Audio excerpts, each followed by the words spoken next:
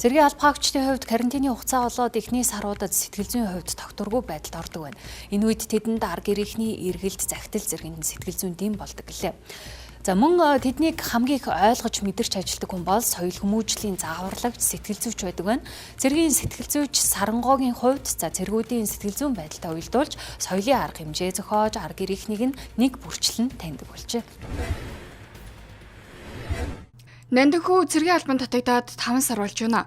Цэрэгт татагдсны эхний 45 хоног бүх цэрэг карантинлж шахуу бэлтгэлтэй байдаг тул шантрах үе цөөнгөө гардаг байна. За гэхдээ ар гэрийнхний эргэлтээр ирэх нь тэдэнд том хүч болдог гэлээ. Эргэлт хэрэг ер нь гоё. Уулзалт. Тэгээд энэ уулзалт хэрэг нь анхны уулзалт нь бол амар гоё лсэн. Карантин мэнтнээс шүү дээ. Уулзаад уулзаж болохоор ер нь их гоё. Ер нь л хөгдөд уулз ирэх бол амар баярлдаг. Нэгэндээ ваандаа уулзах сайн баяр хөөртэй. Одоо зэрэгтэй баснаас хойш бараг хагас жил болж байна.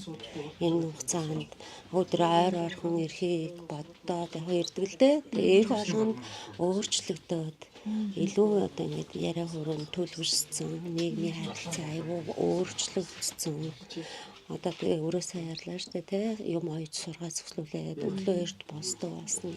Маш олон давуу талуудтай, маш олон сайхан зүйлийг сурж байгаа. Болохоор үнэхээр баярлж байна, бахархаж байна.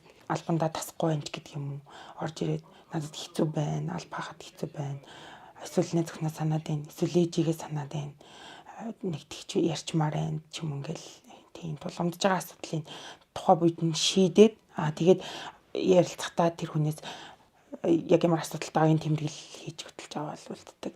Тэгээд дараа нь алба хааж дуусаад одоо карта харчаад би тэнтэй нэр ингэж болцож ирсэн юм шүү дээ.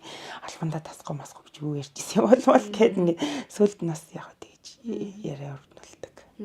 Энэ мэт цэргийн алба хаах 1 жилийн хугацаанд цэргүүдийн сэтгэл зүйн уналт босолттой өрнөдөг байна. Энэ хугацаанд цэргүүдийг хамгийн их ойлгож хамтарч ажилладаг хүн бол сэтгэл зүйч Саранго. Түүний хувьд цэргүүдийн соёл хүмүүжлийн цагаар тэдэнд кино үзүүлж, тоглоом тоглуулах зэрэг ажлыг зохион байгуулдаг. За мөн бүх цэргийн ар гэрийнхнийг нэг бүрчлэн таньж хамтарч ажилласнаар цэргүүдийн алба хаах хугацаа үр дүнтэй болж чаддаг гэсэн юм а.